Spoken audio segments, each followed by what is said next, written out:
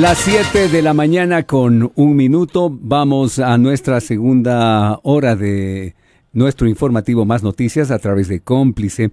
Y a esta hora tenemos la entrevista pactada con el doctor César Ulloa, politólogo, quien ha publicado el libro titulado 12 retos S, y es un libro que aborda la situación actual del Ecuador. El Ecuador no da tregua entre crisis de seguridad, apagones que desafían la paciencia nacional y una economía que camina sobre la cuerda floja.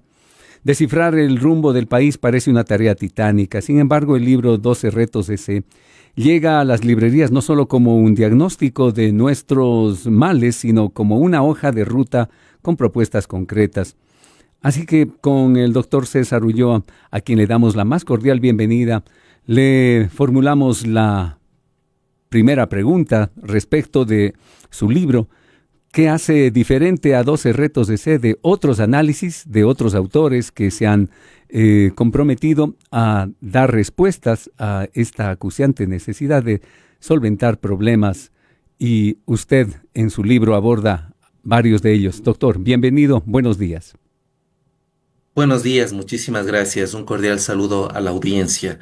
La diferencia radical de este texto es que no se queda en el diagnóstico, probablemente incluso en algunas áreas de nuestra realidad nacional haya sobrediagnóstico de las cosas, sino que nosotros avanzamos a la constitución de un conjunto de propuestas sobre la base de la identificación de los denominadores comunes de las propuestas que han hecho desde el 2007 al 2025 las organizaciones políticas, lo que establece el Plan Nacional de Desarrollo e indudablemente lo que ha venido trabajando denodadamente un conjunto de organizaciones de sociedad civil, empresa, academia, lo que quiere decir que uno de los primeros hallazgos es que hay más coincidencias que diferencias, no solo en cuanto al diagnóstico, sino también a la propuesta.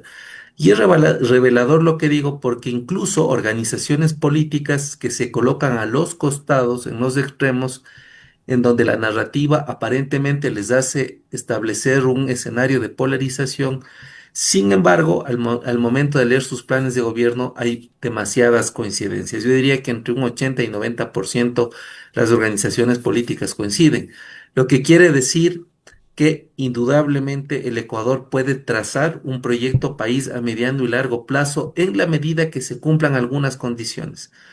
La primera, que este proyecto sea el resultado de unos acuerdos mínimos con una amplia generosidad, voluntad, pero sobre todo con responsabilidades, con compromisos, con recursos. Una segunda condición es lo inevitable que se requiere para el acuerdo, caso contrario se pueden exacerbar, agudizar las asimetrías que existen. Y la tercera, que el país sin un plan de desarrollo que tenga que ser evolucionado a lo largo de los gobiernos, indistintamente de su signo ideológico, si no tenemos esto, el Ecuador prácticamente está navegando a la deriva.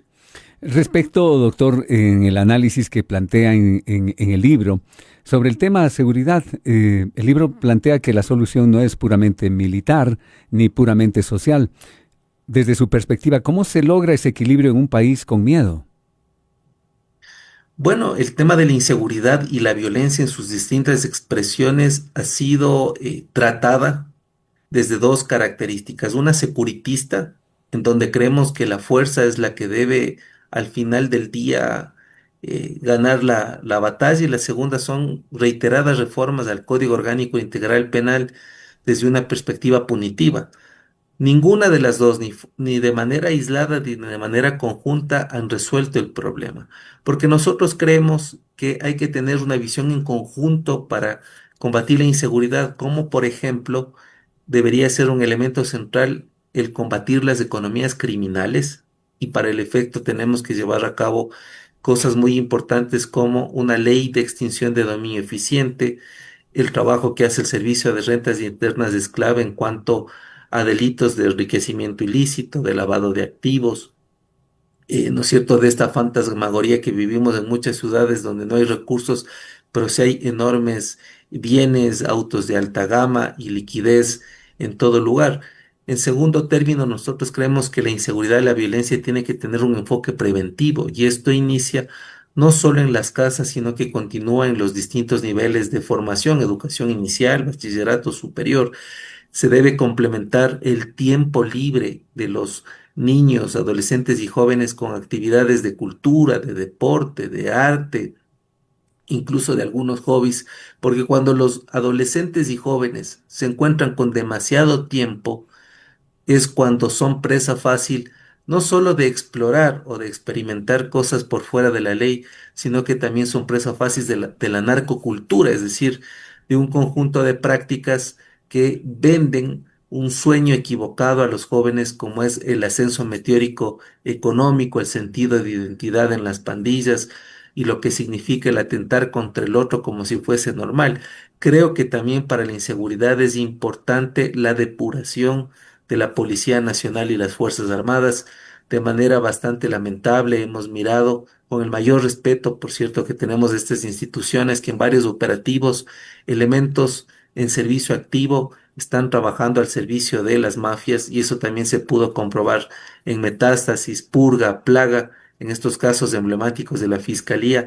También es importante, ¿no es cierto?, recomponer el tejido social porque no solo nuestra sociedad es insegura, también es violenta. Por todo, por cualquier motivo, la gente está encrespada, está con iras, hay transgresión en el respeto, se necesita una norma de autocuidado. Pero también creo que es importante dos cosas, para no alargarme la respuesta a la una reforma integral del sistema penitenciario y la segunda, indudablemente, y que requiere mucho atrevimiento, muchos arrestos por parte de las autoridades, es la depuración del sistema de administración de justicia. Sin duda, doctor César Vallejo, lo que usted ha manifestado es una radiografía a la realidad nacional, pero la falta de presupuesto también ha sido uno de los reclamos latentes, no solamente a este gobierno, sino a los anteriores. Es decir, la educación poco a poco ha ido, de alguna manera, ha ido sintiendo la falta de recursos. Los centros de educación no brindan las garantías suficientes y también cuando usted se refiere a la depuración de los cuerpos militarizados o de seguridad, esto también es asunto de recursos. En su análisis, ¿cuáles son los parámetros y el camino que se debería seguir? Porque siempre es un tema complejo el que usted menciona en su libro. Bueno, en el capítulo de sostenibilidad, en cuanto a economía se refiere, hay que tomar muy en cuenta que el rediseño del presupuesto es una necesidad. No se puede seguir, por ejemplo, invirtiendo en proyectos que no tengan rentabilidad social. Eso quiere decir que el Estado debe priorizar todo aquello que contribuye a la educación, a la salud, a la seguridad social, al bienestar, en definitiva, a crear condiciones de vida de dignidad.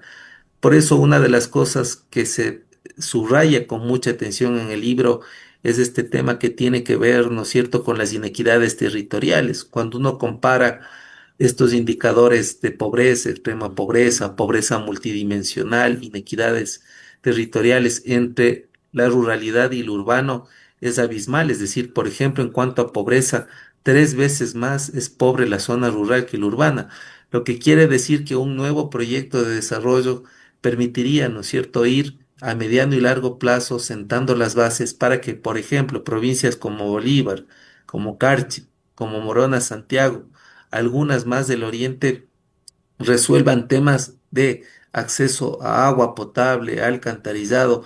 Y le voy a poner un dato escalofriante. Si uno mira el número de camas hospitalarias por cada 100.000 habitantes, parecería que en algunas provincias prácticamente solo les queda la muerte a las personas porque no hay atención. Entonces, el rediseño del presupuesto nos hace pensar que el Estado debe ser más eficiente en cuanto a los proyectos de inversión que tiene. Eso significa que hay que hacer, ¿no es cierto?, una radiografía plena de las inequidades de la inversión con rentabilidad social, pero además hay áreas que no se debe tocar. En los países que han salido o han superado estas asimetrías, los temas de desarrollo son intocables y más bien tienen una progresividad.